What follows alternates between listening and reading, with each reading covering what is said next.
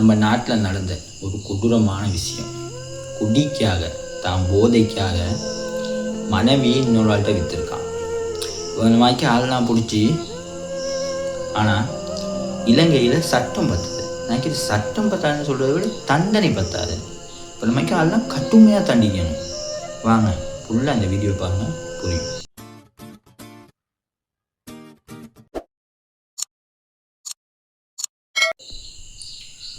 என்னன்னா இந்த நியூஸ் இது எப்படி தெரிய வந்துச்சுன்னா, கண்டியில் ஒரு பாலத்தில் அந்த பெண் குதித்து தற்கொலை செய்ய பார்த்துருக்கா. அந்த வழியாக வந்து ஒரு முச்சக்காரி வந்து குடியொருத்தேன் அந்த பெண்ணை காப்பாற்றி வைத்தியசாலையில் அனுமதிச்சிருக்காரு. வைத்தியர் பரிசோதனைக்கு அப்புறம் அந்த பெண்ணிடம் கேட்கும்போது, நீங்கள் தற்கொலை செஞ்சுக்கான காரணம் என்னன்னு அப்போ தான் அந்த பெண் சொல்லியிருக்கா, தான் போதைக்காக, தான் குடிக்காக, பணம் இல்லாத காரணத்துக்காக அயல் வீட்டுக்காரன் அப்படின்னா பக்கத்து வீட்டுக்காரன் இருக்கானே அவனுக்கு தன்னை விற்றதாக சொல்லியிருக்கான். அந்த பெண்ணை இந்த வித்தானே அவன் மனைவியை சல்லிக்காக, குட்டிக்கிறதுக்காக மனைவியை வித்திருக்கு. அதுக்கு முன்னுக்க 3 மாதத்துக்கு முன்னுக்க அவன் சிறுநீரக பையில் விந்தவனை விற்று 11 லட்சம் ரூபாய்க்கு விற்றுருக்கான். அதை விற்று அந்த காசையும் குடிச்சு அழிச்சிருக்கான். 13, 12, 11 வயசு 3 பிள்ளைகளின் தாய்.